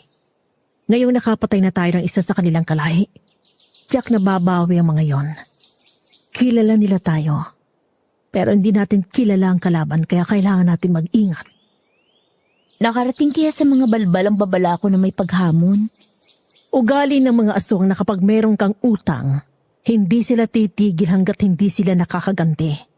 Kung isa sa mga taong naroon ang balbal, tiyak na sa mga oras na ito, nagpaplano na siya ng gagawin sa atin. Mabuti na rin ang ganun, Aling Edna. Para madali kong makaharap ang kumain sa aking kapatid. Maribel, iwasan mo din ang masyadong mapusok. Kasi ang isang pagkakamali mo, maaari ka mapahamak. Kailangan mo pa rin maging mautak. Pasensya ka na, Aling Edna. Minsan kasi nakakalimutan ko ng maging mahinahon. Ngayon nakabalik na ako dito at naaalala ang aking kapatid. Tandaan mo palagi, sa kahit na anong labanan, utak ang kailangan. Walang kwentang yung lakas kung wala kang diskarte. Mabilis ang naging paglipas ng mga oras. Nang magsimula ng kumalat ang dilim ay kumilos na rin kami ni Aling Edna. Sa likod bahay kami nagpunta. Sa pagitan ng dalawang malaking punong kahoy namin inilatag ang bilog na bakal na bitag. Itinali namin sa puno ang kadenang yun. Kumuha kami ng mga tuyong dahon at tinakpan yun. Pati ang kadena ay tinabunan namin ng tuyong dahon. Naglagay din kami sa sagingan ng ganoong pitag. Sa tapat ng bintana ng bahay ay nagbasag kami ni Aling Edna ng mga bote. Hinaluan namin yon ng mga pinutol na barbed wire na nakaumang ang matutulis na talim. Ang loob naman ng bahay ay nilagyan namin ng bawang ang mga bintana at sinabitan ng mga kawil. Malaking tulong ang bitag sa paligid kasi malalaman natin kung merong kalaban, makakapaghanda pa tayo. Pero ang pintuan ng bahay na madalas na kinakatok ng mga aswang, wala tayong nilagay dun. Madali lang yan. O di ba maraming kang biniling asin? Kumuha ka ng tabo, tapos lagyan mo ng tali at ibibiti natin sa ibabaw ng pintuan. Kapag may kumatok sa pintuan, hahatakin natin ang tali. Kapag nasabuyan siya ng asin at nasaktan, tiyak na isa yung aswang. Talagang kayo nga ang albularyong bitak. Ang galing mo talagang gumawa ng mga ganyang pamamaraan, Aling Edna. Nabola ka pa. O ay na bang niluto mo para sa hapunan natin? Marami pa po tayong natirang inadobong tilapia kaninang tanghali. Ipapainit ko na lang yun. Sandali lang. Merong kumakatok, Aling Edna. Huwag kang basta magbubukas ng pintuan. Silipin muna natin sa siwang. Maribel, Aling Edna, si Luis to. Si Luis, Aling Edna. Kasama rin niyang mga taong baryo. Nagro-ronda yata sila. Sige, buksan mo na. Luis, bakit gabi na napasugod ka pa dito? Nagronda kasi kami tapos nang mapagawi kami dito ay napansin namin na mayroong tumakbo papalayo. Hindi lang namin matiyak kung tao ba yun o hayop kasi medyo madilim eh. Tinitiyak ko lang kung ayos lang ba kayo rito. Maayos naman kami dito, Luis. Ikaw ang mag-iingat kasi ikaw ang nasa labas at nagro-ronda pa. Oo nga naman, Luis. O ay baka gusto mong pumasok muna. Huwag na po, Aling Edna. Hindi na rin po kami magtatagal at tiniyak ko lang kung maayos ang lagay niyo dito. Nang makaalis na sina Luis ay kaagad kong isinara ang pintuan ng bahay. Nagtungo kami ni Aling Edna sa kusina at sumilip kami sa butas ng dingding na sinadya naming gawin para makita namin ang mga inilagay na bitag doon. Naalarma kami sa sinabi ni Luis na mayroon silang nakita na umaaligid sa aming bahay. Wala naman kaming nakita ni Aling Edna kaya itinuloy ko na ang paghahanda ng aming hapunan. Sabay na kaming kumain. Makalipas ang mahabang oras ay nakaramdam kami ng antok kaya nahiga na kami sa magkabilang papag. Naging tahimik naman ang buong magdamag sa amin. Sa mga sumunod na araw ay natahimik na ang baryo kaya inisip namin na baka natakot na ang balbal at umalis na sa baryo. Itinago na namin ang mga gamit namin hanggang sa sumapit ang kapistahan.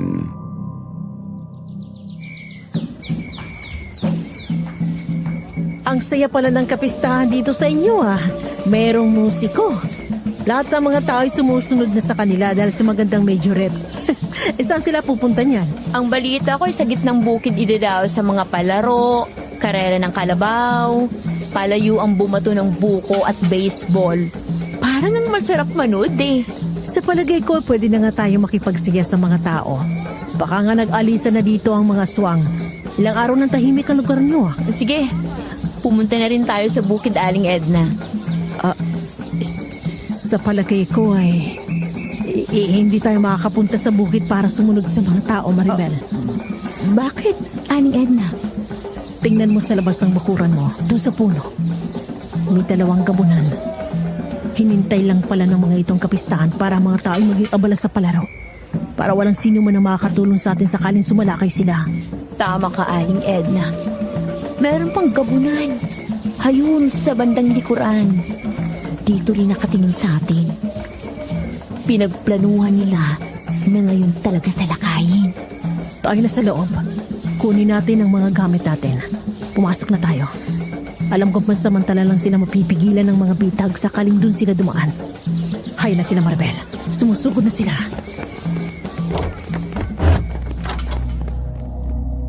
Nang makapasok kami ni Aling Edna sa bahay ay narinig namin ang malalakas na angil ng mga gabunan. Binalya ng mga iyon ang pintuan kaya nagmamadali kami ni Aling Edna na kinuha sa parador ang mga itak at patalim. Ilang pagbalya pa ng unang gabunan na nakalapit sa aming bahay ay nawasak ang pintuan pero kasabay naman yon ay ang pagbuhos ng asin na nakalagay sa tabo.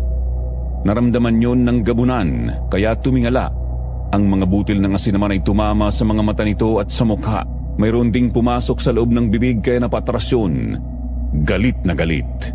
Yun naman ang pagkakataong nakuha na ni Aling Edna ang itak kaya nang muling magtangka ang gabunan na pumasok ay kaagad na tinaga ni Aling Edna.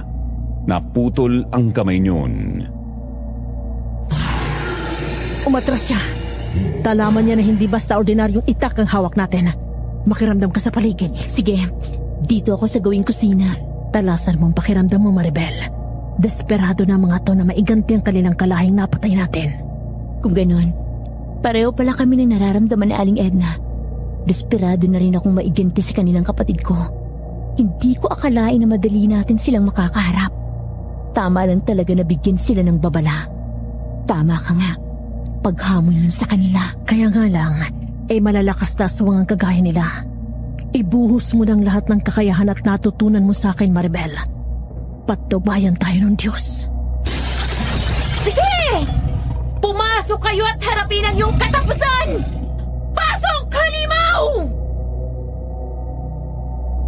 Nang mawasak nga ang dingding sa parte ng kusina ay nakita ko na nakatayo sa labas ang gabunan. Nanlilisik ang mga mata niya habang nakatingin sa akin. Hindi naman ako nagpakita ng kahinaan. Bagkus ay sinenyas ang ko pa siyang pumasok. Talagang ginalit ko siya, kaya naman lalo siyang nag-ulol sa galit. Muling sumalakay at winasak ang dingding doon kaya napatras ako. Kakaiba ang gabunan na ito. Hindi sa basta-basta sumusugod.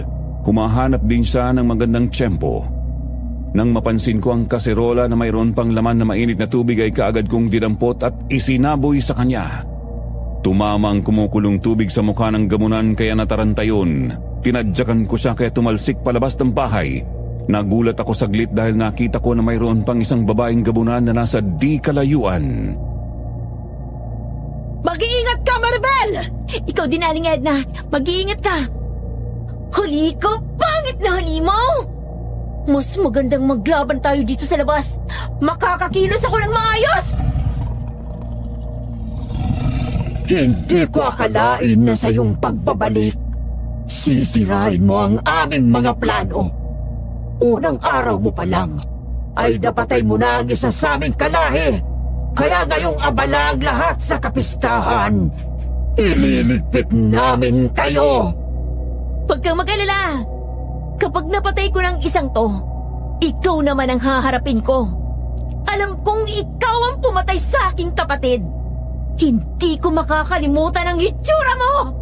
Ang yapang mo! Naisahan mo lang ang isa sa aking kalahi? Akala mo ang lahat ng kagaya namin ay makakaya mo ng patayin? Isa kang hangal! Iyaking babae! Ganun ba? Pwes! Makikita mo ngayon kung paano nagbago ang isang iyaking babae na kagaya ko. Humanda ka, halimaw! Tapusin mo na ang hangal na babaeng yan! Sinalubong ko ang gabunan. Nang dambahin niya ako ay kaagad akong umiwas kaya nainisyon. Nang muli sang sumugod ay napaatras ako sa dingding. Puro ilag ang aking ginawa kaya ang matutulis na kuko ng gabunan ay sa dingding tumatama. Galit na galit siya. Akala niya ay hindi ako lumalaban. Ang hindi niya alam ay tinataga ko siya sa tuwing iilag ako. Hindi niya nararamdaman ang tama ng aking itak dahil sa sobrang galit niya. Nang muli siyang lumapit sa akin, yumuko ako at tinaga ko ang kanyang paa at sa lakas ng pagtaga ko, naputol yun. Saka lang natigilan ng gabunan. Bumagsak siya ng paluhod sa harapan ko at noon niya naramdaman ang mga sugat sa katawan. Isa yan sa natutunan ko kay Albularyong Bitag. Ang pag-iwas kasabay ang pag-atake. Nagulat ka, no? Akala mo puro lang ako takbo at ilag? Tatapusin na kita, hangal! Kung ganon, yun pala ang dahilan kaya ka umalis dito? Nagsanay ka pala kay Albularyong Bitag? Iunang albularyong kinatatakutan sa kabilang bayan! Tama ka! Sa tulong niya, ay isa na rin akong albularyo. At para sa kaalaman mo, kasama ko siya dito ngayon. Kasama mo siya dito? Oo! Siya si Aling Edna. Kinakastigo ang isa sa mga kasamahan mo. Sumama siya rito para tulungan ako na tapusin ang kasamaan niyo. Nang mapalingon ang gabunan na kaharap ko sa gawin ng harapan ng aming bahay ay nakita nga niya na natalo na rin ni Aling Edna ang isa pang gabunan na naroon. Gamit ang matalim na bendetadong itak ay pinutulan niya ng mga paa ang gabunan kaya natakot yon at nagpilit pang makalayo para gumapang. Pero pati ang dalawang kamay niyon ay naputol na din. Ang mga masasamang nilalang na kagaya nyo ay dapat magdusa't maghirap para pagsisihan niyo mga masama niyong ginawa. Walang hiya ka! Inalisan mo ng kamay at mga paang ang ating asawa! Papatayin ko kayong dalawa! Mag-isa ka na lang. Dalawa pa kami. Wala nang makakatulong sa iyo ngayon. Lahat ng bagay sa mundo ay mayroong katapusan. At ang katapusan ng iyong kasamaan ay dumating na. Hindi pa itong huli nating pagkikita. Babalikan ko kayo. Umanda kayong dalawa. Huwag mong hayaang makatakas pa ang gabunan na yan, Maribel! Pabayaan mo siyang tumakbo, Aling Edna. Hindi naman siya makakatakas ni. Tumakbo ang gabunan sa sagingan kung saan naman inilagay ang mga bitag na bakal. Nang maapakan niya mga yun kaagad iyong pumitik, naipit ng bitag na bakal ang mga paa ng gabunan. Bumaon doon ang matatalim na pangil ng bitag. Napasigaw sa sobrang sakit ng gamunan. Hindi naman siya makatakbo palayo dahil may kadenang nakakabit doon na nakatali sa isang puno na malapit doon. Kahit anong pilit niya ay hindi siya makawala. Nang pinwersa niyang ibuka ang pangil ng bitag ay nakawala siya pero hindi din siya nakalayo kasi naapakan niya ang ikalawang bitag. Ang isang paa naman niya ang naipit. Sinabi ko na sa'yo na kasama ko si Albularyong Bitag. Kaya hindi ka na makakatakas pa. Maribel, parang awa mo na. Huwag mo kong patayin. Patawarin mo na ako. Kahit naman ganun ang ginawa ko sa kapatid mo, tinulungan naman kita sa panggasto sa punerarya at pagkain ng mga taong naglalamay. Anong sinabi mo? Tinulungan mo ako sa punerarya? Ibig bang sabihin, ikaw si Aling Tessie? Ako nga. Hindi ko naman gustong pumatay. Kaya lang, kapag sinusumpong ako ng pagiging aswang ay hindi ko mapigilan ang aking sarili. Kung ganun, kayo pala ng asawa mo at mga kamag-anak mong gabunan ng mga salot sa baryong to. Ginagawa niyo lang palang panakibutas. Ang mga kabutiang ipinapakita niyo sa mga taong nabibiktima niyo para hindi kayo paghinalaan ng tao. Ginagawa namin yun bilang pagsisisi sa aming mga ginawa. Maniwala ka. Ang pagiging aswang ay parang isang malubhang karamdaman. Kapag sumusumpong ay hindi kayang pigilan. Kahit ayaw naming manakit, ay napipilitan kami dahil kailangan ng aming sikmura. Kasinungalingan! Ang unang pagkakamali ay pwede pang patawarin. Pwedeng sabihing napilitan lang. Pero ang paulit-ulit na paggawa, hindi na yun napilitan. Kagustuhan nyo na yun! Mga kampon kayo ng dyablo! Hindi ko alam na kumukuha lang pala ng tiyempo si Aling Tessie. Nang pahirin ko ang aking luhay, nagawa niya akong dambahin dahil malapit lang ako sa kanya. Pero bago niya ako makagat ay hinablot na siya ni Luis na kadarating lang. Nakita niya ang nangyari kaya madali siyang kumilos. Tinatak niya palayo sa akin si Aling Tessie. Itinulak palayo. Napatumba siya ng mabatak ang kadenang nakatali sa bitag. Nagkamali na akong minsan nang pabayaan ko si Maribel. Pinagsisisihan ko na yun. Kaya ngayon ay hindi na ako papayag na mayroon pang mananakit sa kanya. Tatapusin kita, Alimaw! Ikaw ang una kong papatayin! Bes! Ang sibat ko ang tikman mo! Ah! Ingat ka, Luis! Walang pwedeng manakit sa babaeng mahal ko!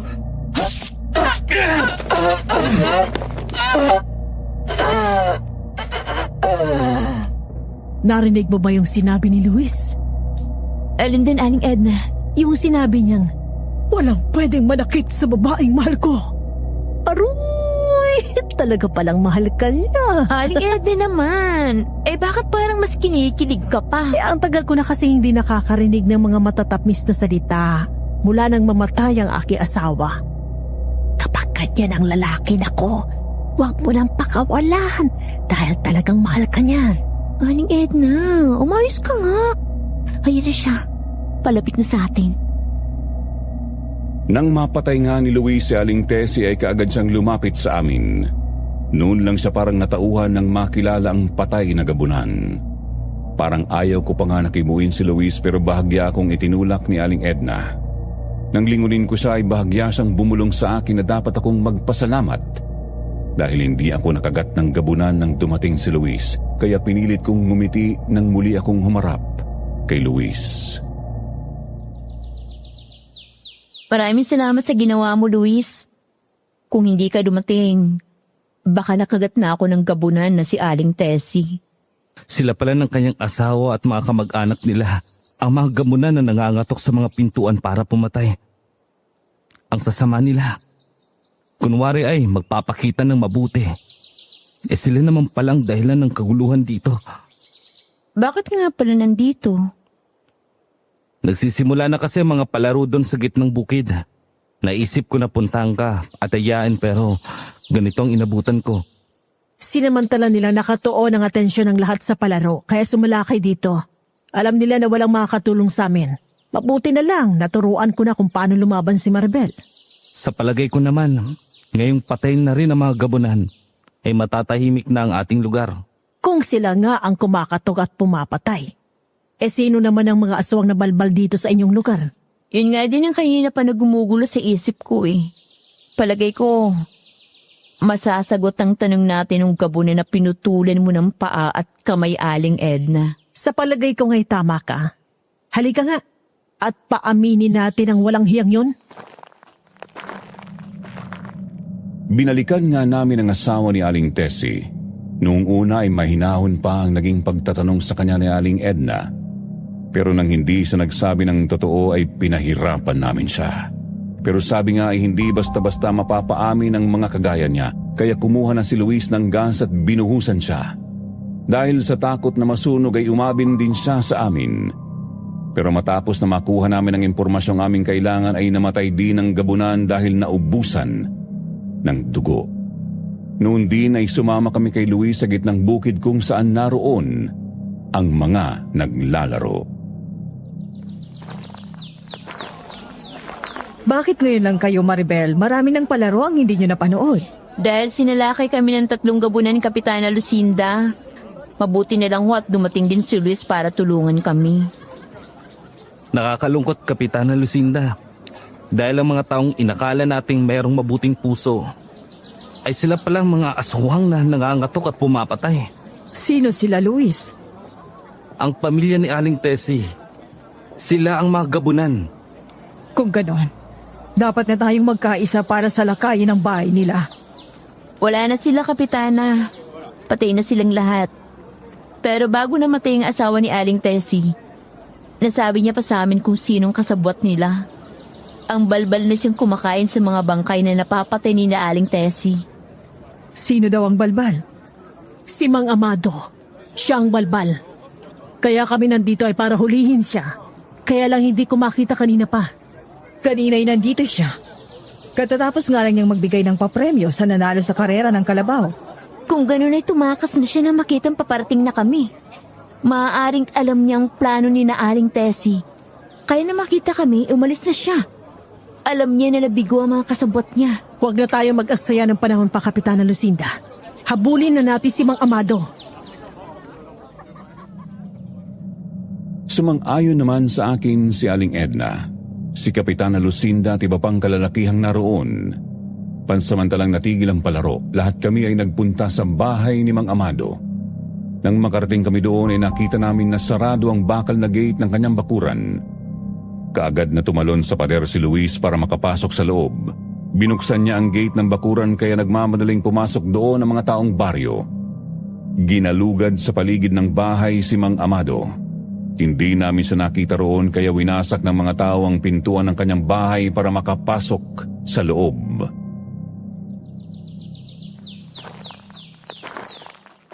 Malaki pa ng bahay ng Mang Amado, ha? Maghiwa-hiwalay tayo. Galugarin ang bawat sulok ng bahay. Mga kasama, sumama ang isa sa akin.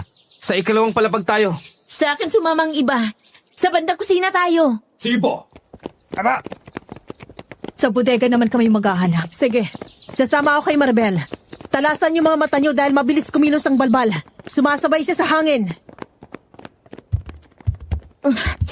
Napakabaho ng kusina na to, Aling Edna. Amoy na bubulok na karne. Dahil yun naman talagang gusto ng mga balbal eh. Bulok na karne.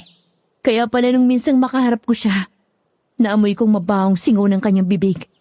Akala ko dahil lang yun sa kanyang bisyo na sigarilyo. Dahil pala yun sa kinakain niya. Sa mga timba na yung galing ang mabahong amoy. Ang dami ding langaw na nariyan. Kung hindi ako nagkakamali, nariyan ang mga nabubulok na karne. Alisin mo ang takip. Tinakpan ko ang aking ilong. Gamit ang hawak kong itakay, inangat ko ang takip na malalaking timba kung saan nakita namin doon ang mga nabubulok na karne ng tao. Naroon pa nga ang isang ulo na inuuod pa. Hindi ko matagalan ang naamoy ko at nakikita. Pakiramdam ko ay babaliktad na ang aking sikmura kaya tumakbo ako palabas ng bahay at doon ako sumuka. Doon na ako sinundan ni Aling Edna. Hinimas niya ang aking likod. Sa simula lang yan. Darating ang araw na masasanay ka rin. Napakawalang hiya talaga ni Mang Amado. Hindi na naawa sa mga bangkay na ninakaw sa sementeryo. Doon siya nabubuhay eh. Yun ang gusto niyang pagkain. Wala siya sa bodega. Wala din sa itaas ng bahay niya. Matalas ang pakiramdam ng balbal. Papasok pa lang tayo sa kanyang bakuran. Tumatakas na siya kaya hindi na talaga natin aabutan. Kapitana Lucinda, may bangkay na naroon sa loob ng bahay. Kailangan yung mailibing para hindi na tuluyang bumaho dito. Isabay na rin nating ilibing sina Aling Tessie. Sige, mga kasama, magtulong-tulong na kayo para mahakot ang mga bangkay na nasa loob ng bahay. Dali na natin sa sementeryo para doon mailibing.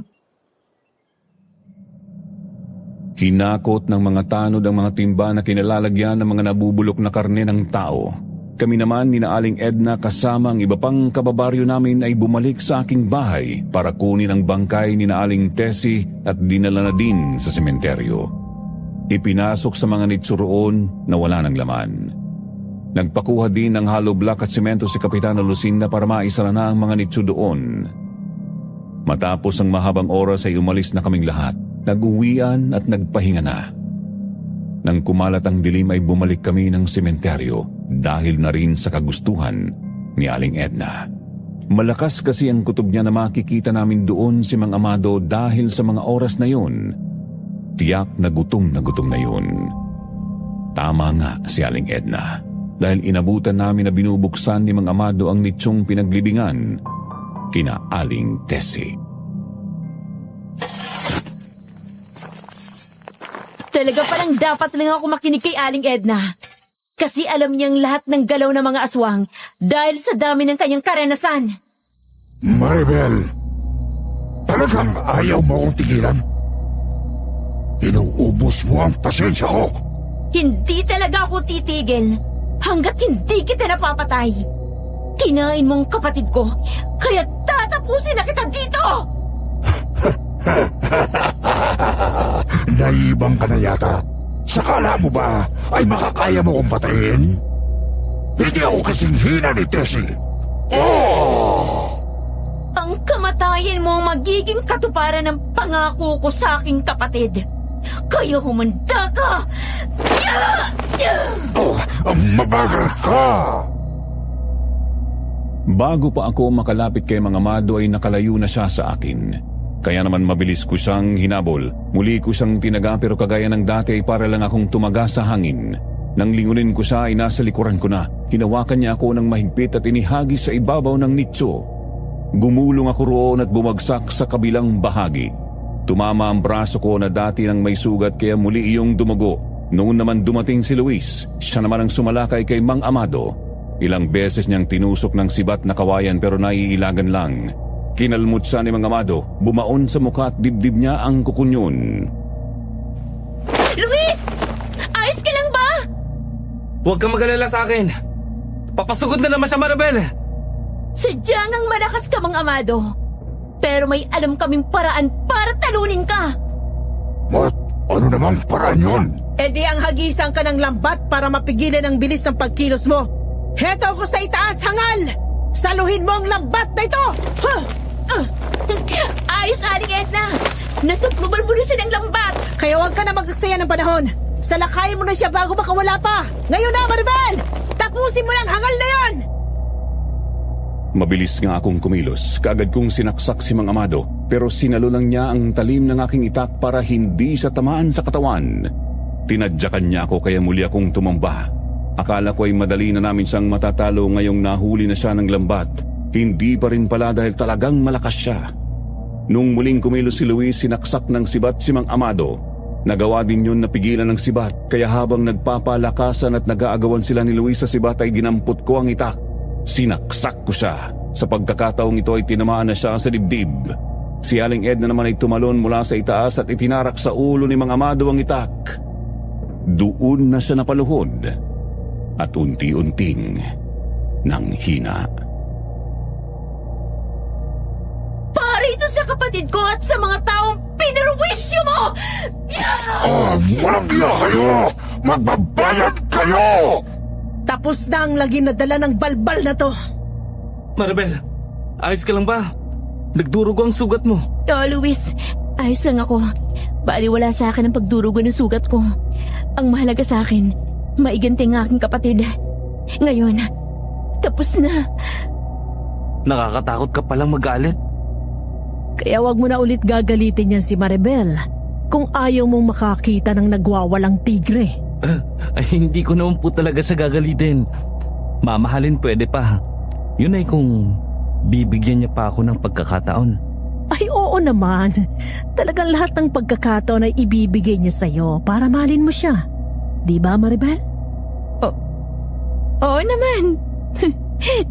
Kasi ngayon ko napatunayan na matapang ka rin pala at hindi mo na ako iiwan sa oras ng laban.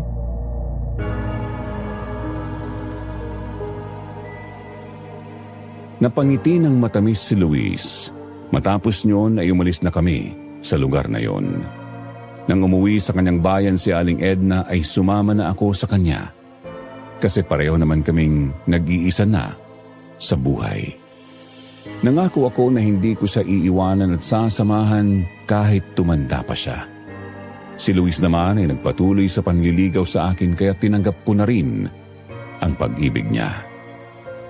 Nagpakasal kami at namuhay ng masaya sa isang lugar kasama si Aling Edna na di nagtagal ay tinawag ko ng Tia Edna at itinuring na kadugo. At yan po ang aking naging buhay, Sir Jupiter. Sana po mapili ninyo ang aking kwento para mailabas sa inyong channel at mapakinggan naman ng ating mga kababayan.